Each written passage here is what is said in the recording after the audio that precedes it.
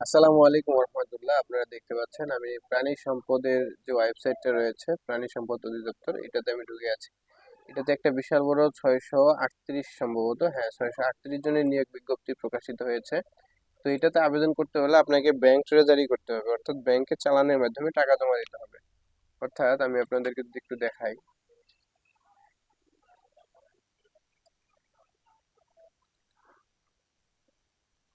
এই যে চালান কপিটা আপনারা এখানে দেখতে পাচ্ছেন মনিটরে।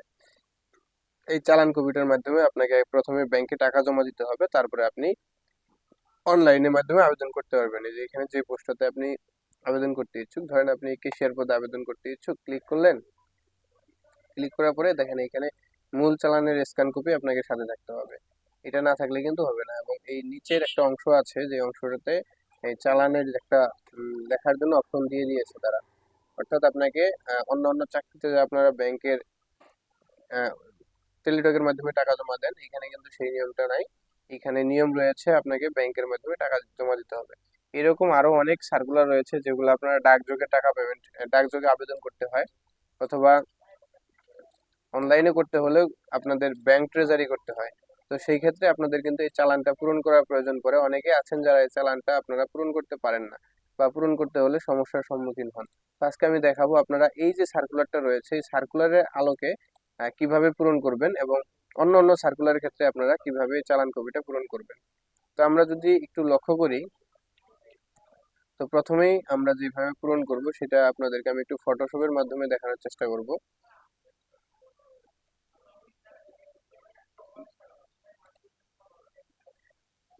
চালান কপিটা আমরা ফটোশপের মধ্যে নিলাম। আমি এখানে আপনাদেরকে ফটোশপের লিখে দেখাবো, আর আপনারা এটা অবশ্যই হাতে লিখবেন অথবা কম্পিউটারে লিখতে পারেন, সেটা আপনাদের ইচ্ছা। আপনি যেভাবে লিখবেন সেইভাবে লিখলে এখানে হবে। আমি আপনাদেরকে ফটোশপের মাধ্যমে লিখে দেখাবো এখানে। আপনারা যদি ইচ্ছা করেন যে আপনারা এটা হাতে লিখবেন বা কম্পিউটারে লিখবেন, যেইভাবে ইচ্ছা আপনারা সেইভাবেই লিখে জমা দিতে পারেন। যে কোনো ভাবে এটা জমা দিলেই হবে। তো আপনারা যদি একটু লক্ষ্য করেন, প্রথমে রয়েছে চালান নং এবং তারিখ। এটা হচ্ছে আপনি যেদিন এই টাকাটা জমা দিবেন। অর্থাৎ ধরেন আজকে হচ্ছে আজকে তো আর ব্যাংকের সময় নেই, ধরেন আজকে 5 তারিখ, 5 তারিখ 05/05/2024 ইং, এটা বাংলায় লেখেন, আর কম্পিউটারে লেখেন, আর কলমে লেখেন, এইভাবে আপনি লিখে দিলেন। ঠিক আছে, এইভাবে আপনি লিখে দিলেন যে আপনি এই তারিখে টাকাটা জমা দিছেন, জমা দিবেন।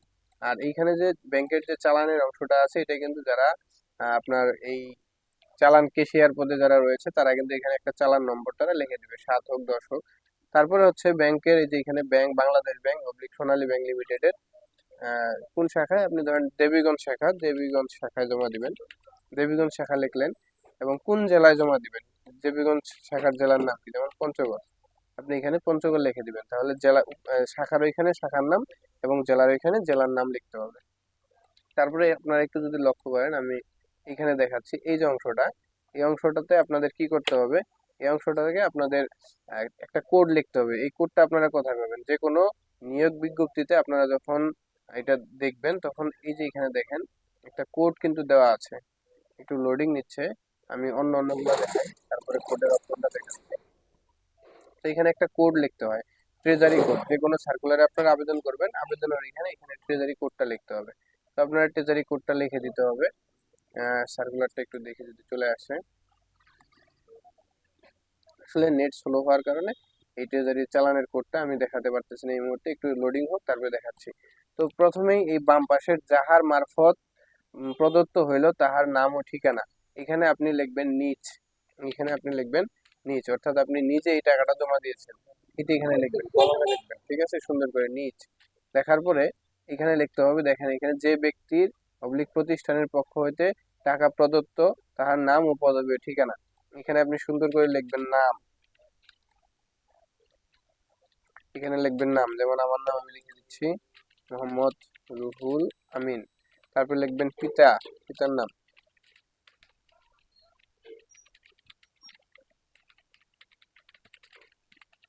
তারপর লিখবেন গ্রাম। ঠিক আছে, এইভাবে গ্রামের নামটা লিখে দিবেন। তারপরে লিখবেন হচ্ছে ডাকঘর। ডাকঘর। ডাকঘর লিখে দেওয়ার পর আপনারা পোস্ট কোড দিবেন, এইভাবে পোস্ট কোড দিয়ে দিবেন ব্র্যাকেটের মাধ্যমে। ঠিক আছে, ডাকঘর দিয়ে দিলেন। দেওয়ার পর দিবেন উপজেলা, তারপরে দিবেন জেলা। জেলা এখানে দেওয়ার পরে আপনারা এখানে মোবাইল নাম্বার দিলে দিতেও পারেন, না দিলে নাও দিতে পারেন, সেটা আপনার পার্সোনাল বিষয়। ঠিক আছে, এইভাবে এখানে লেখা কমপ্লিট করবেন। করার পরে দেখেন ডান পাশে কি বাবদ দেওয়া জমা দেওয়া হলো, এখানে লিখবেন পরীক্ষার ফি বাবদ। এখানে লিখতে হবে, আপনি যদি চাকরি আবেদনে জমা দেন তাহলে এখানে পরীক্ষার ফি বাবদ। আর এইখানে লিখতে হবে একটা ঠিকানা, যেটা হচ্ছে এই ট্রেজারির কোড এবং এই ঠিকানাটাই, যেটা এখানে ট্রেজারির যে কোডগুলা বসাবেন আর এখানে যে ঠিকানাটা বসাবেন, অর্থাৎ যার যার কাছে সরি, এটা হচ্ছে আপনি মুদ্রা বা নোটের বিবরণ, আপনি এটা কিভাবে জমা দিচ্ছেন, এখানে লিখতে হবে নগদ। আপনি তো এই টাকাটা নগদের মাধ্যমে জমা দিচ্ছেন, তাই না? নগদ, নগদ অর্থাৎ হাতে হাতে হাতে জমা দিচ্ছেন ব্যাংকে। মুদ্রা ও নোটের বিবরণ, ড্রাফট বা পে অর্ডার এর চেকের বিবরণ। আপনি এটা কি নগদ টাকা জমা দিচ্ছেন, চেক বা আপনি পে অর্ডার কিন্তু দিচ্ছেন না। এখানে টাকার পরিমাণ লিখতে হবে, যেমন এটাতে আছে 200 টাকা, এইভাবে আপনি অঙ্কে লিখবেন 200। এখানে পয়সা থাকলে লিখবেন, না লিখলে নাই। আর তারপরে হচ্ছে কি, ডান পাশেরটা আমি পরে দেখাচ্ছি। এখানে মোট টাকা যতগুলা টাকা হয় সেটা এখানে লিখতে হবে। এখানে 200 টাকা আপনি মোট জমা দিবেন, সেটা এখানে লিখে দিবেন। ঠিক আছে, লিখে দেওয়ার পর আমি এখানে একটু দেখি, এখানে এখনো আসে নাই।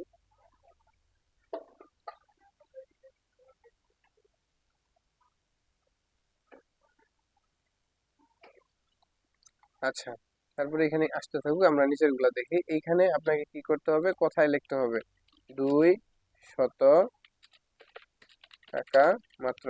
যে আপনি এখানে এই যে কথায় লিখে দিবেন 200 টাকা মাত্র, বা আপনি যে টাকাটা জমা দিচ্ছেন সেটা এখানে কথায় লিখে দিবেন। এইখানে আবার তারিখটা দিবেন, আপনি যে তারিখে টাকাটা জমা দিচ্ছেন সেই তারিখটা এখানে আবার লিখে দিতে হবে। হ্যাঁ, এখানে আবার সুন্দর করে তারিখটা লিখে দিতে হবে। তারপরে হচ্ছে এখানে ম্যানেজাররা স্বাক্ষর করবে। এখানে এতটুক কাজ করার পরে আপনার কিন্তু আর সেরকম কোনো কাজ থাকে না। এখন আমরা দেখাবো এখানে যে ট্রেজারি কোডটা বসাইতে হবে এবং এইখানে যে ঠিকানাটা বসাইতে হবে, এই দুইটা জিনিস কিন্তু আপনাকে অবশ্যই সতর্কতার সহিত করতে হবে।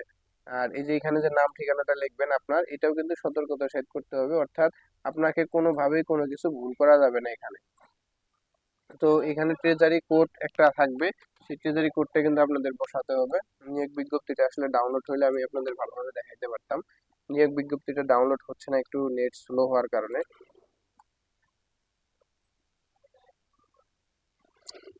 যাই হোক, এখানে একটা চালান থাকবে, সেই চালানটা আপনারা কিভাবে লিখে দিবেন সেটা আমি দেখাচ্ছি। এখানে আপনারা যে চালান, একটা ট্রেজারি চালানের কোড থাকবে আপনাদের সার্কুলারে। হ্যাঁ, এখানে লিখতে হবে, যেমন এখানে দিলেন আপনার, এইভাবে একটা একটা করে লিখবেন, প্রত্যেকটা ঘরে একটা করে সংখ্যা, যেমন 1, 1, 3, 4, 7। তারপর যেমন শূন্য, এই ঘরে মূলত শূন্যই থাকে বেশিরভাগ।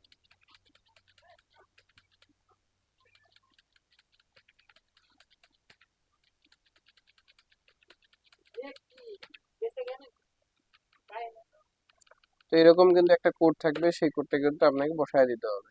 এখানে এই কোডটা সুন্দর করে এইভাবে আপনারা বসায় দিবেন। দেওয়ার পরে আপনারা চলে আসবেন আপনাদের এই ডান পাশের ঘরটাতে, এই ঘরটাতে চলে আসবেন। এখানে লিখতে হবে আপনি, অর্থাৎ বিভাগের নাম এবং চালানের পৃষ্ঠা পৃষ্ঠাঙ্কনকারী কর্মকর্তার নাম। তো এটা প্রাণী সম্পদের যে চালানটা পাঠাইতে বলছে, ট্রেজারিটা যার নামে করতে বলছে ওর নাম হচ্ছে ঠিকানা হচ্ছে মহাপরিচালক,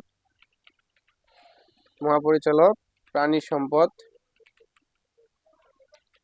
পদ, প্রাণী সম্পদ, মহাপরিচালকের পরে কমা। ঠিক আছে, তারপরে প্রাণী সম্পদ। আমি একটু দেখানোর চেষ্টা করি, তাহলে আপনারা একটু ভালো করে এখন বুঝতে পারবেন। এখানে এই যে চলে আসছে, আপনারা দেখেন, একটু যদি লক্ষ্য করেন এখানে দেখতে পারবেন। এই যে এখানে তারা উল্লেখ করেছে 4 নম্বর যে ক্যাটাগরিটা, যে আবেদনের সাথে নিয়োগ পরীক্ষার ফি বাবদ। আমরা এখানে লিখলাম না যে কিসের কি বাবদ টাকাটা জমা দিচ্ছি, তো নিয়োগ পরীক্ষার ফি বাবদ, নিয়োগ পরীক্ষার ফি বাবদ আমরা এখানে লিখবো কি, পরীক্ষার ফি বাবদ। মহাপরিচালক প্রাণী সম্পদ অধিদপ্তর, আমাদের এটা লিখতে হবে, এই লেখাটা এখানে লিখতে হবে, এইটুক। মহাপরিচালক প্রাণী সম্পদ অধিদপ্তর, বাংলাদেশ, ঢাকা। এটার বরাবরে আমাদের 200 টাকা বাড়াইতে হবে। আমরা এই যে ঠিকানাটা যে এখানে পাইলাম, এই ঠিকানাটাই আমাদের এখানে লিখতে হবে। ঠিক আছে, প্রাণী সম্পদ অধিদপ্তর, অধিদপ্তর, তারপরে কমা, বাংলাদেশ, ঢাকা, এই ঠিকানায় আমাদের কিন্তু টাকাটা চলে যাবে। আর এই যে আমরা যেখানে কোডটা লিখলাম, এই কোডটা আমরা কোথা থেকে লিখলাম, এই যে এখানে একটু যদি আপনারা লক্ষ্য করেন দেখতে পাবেন অবশ্যই। এই যে দেখেন, এই যে ট্রেজারি চালানের কোড এই যে দিয়ে দিয়েছে তারা, 1441, চারটা জিরো, তারপর 2031, এই যে ট্রেজারি চালানের কোডটা দিয়ে দিয়েছে, এই কোডটার মাধ্যমে কিন্তু আপনাদের এই কোডটা কিন্তু আমরা এইখানে লিখে দেবো। এই ঘরটাতে এইখানে যে 10টা হোক 12টা হোক যে ঘর আছে, 13টা, এখানে 13টা ঘর আছে, এই ঘরটাতে আমাদের এই ট্রেজারি কোডটা লিখতে হবে। তো আমরা কিন্তু মূলত মোটামুটি বুঝে গেলাম এখানে কি কি লিখতে হবে। আমি একটু আপনাদের আরো সুন্দর করে বলে দেই, একটু মার্কিং করে করে দেখাই। এই যে প্রথম যে অংশটা আছে চালান নং, প্রথম যে চালান নংটা আছে এটা কিন্তু আমাদের কি হবে, ফাঁকা থাকবে, এটা ব্যাংক কর্মকর্তা যারা আছেন ওনারা বসাবেন। তারপরে রয়েছে আমাদের কি তারিখ, তারিখটা আমরা যেদিন ব্যাংকে টাকাটা জমা দিব ওই দিন আমাদের বসাতে হবে। তারপরে হচ্ছে ট্রেজারি, এখানে কি ব্যাংকের নাম, এখানে আমরা যে শাখায় টাকাটা জমা দিব সেই শাখার নাম এবং তার সাথে ডান পাশে জেলার নাম লিখতে হবে। আর তারপর সেই যেখানে যে ঘরগুলো আছে ছোট ছোট, এখানে আমরা বিজ্ঞপ্তিতে যে ট্রেজারির কোডটা থাকবে সেটা আমরা বসাবো। তারপরে একদম নিচে বাম পাশে লিখতে হবে নিজ, তারপরে আমাদের নাম, পিতার নাম, গ্রামের নাম, ডাকঘর, উপজেলা, জেলা, এগুলা লিখবো। আর সাথে যদি আমাদের ফোন নাম্বার যুক্ত করার প্রয়োজন হয় তাহলে আমরা করে দিব, না হলে নাই। এবং এখানে আমরা কি লিখবো, পরীক্ষার ফি বাবদ বা নিয়োগ পরীক্ষার ফি বাবদ। তারপরে এখানে আমরা কি লিখবো, নগদ, আমরা এখানে নগদ টাকা জমা দিচ্ছি। তারপরে এখানে টাকার পরিমাণ লিখবো। আর এখানে যে ঠিকানায় আমাদেরকে চালানটা করতে বলবে সেই ঠিকানাটা আমরা এখানে লিখে দিব। আর তারপরে এখানে মোট টাকাটা বসায় দিব 200 টাকা বা যে কয় টাকা হোক। এখন এখানে কোথায় লিখতে হবে যে টাকাটা আমরা জমা দিব, এবং নিচে আরেকটা তারিখ লিখতে হবে। লেখার পরে আমাদের আর কোনো কিন্তু এই ট্রেজারি চালানে কাজ থাকতেছে না। আপনারা একটু সুন্দরভাবে, যদি কারো বুঝতে সমস্যা হয় একটা স্ক্রিনশট দিয়ে নেন, আপনারা এখান থেকে দেখে নিতে পারবেন। তো আপনাদের ভালোর জন্য বা আপনাদের সুবিধার্থে আমি ভিডিওগুলো তৈরি করে থাকি। যদি আপনাদের ভালো লাগে বা আমার চ্যানেলটি যদি পছন্দ হয় অবশ্যই আপনারা লাইক, কমেন্ট, শেয়ার করবেন। সেই সাথে আপনাদের কাছে বিনীত অনুরোধ জানাচ্ছি, আপনারা ইতিমধ্যে জানেন যে আমার এই চ্যানেলটি দীর্ঘ 3 বছর আগে রিমুভ হয়ে গিয়েছিল। আমি আবার চ্যানেলটি ফেরত আনছি অনেক কষ্ট করে আপিল করার মাধ্যমে। তো আপনারা একটু অবশ্যই সাবস্ক্রাইব করে দিবেন, একটু সাপোর্ট করবেন আমাকে। তো সকলে ভালো থাকবেন, সুস্থ থাকবেন। আসসালামু আলাইকুম রহমতুল্লাহ। আল্লাহ হাফেজ।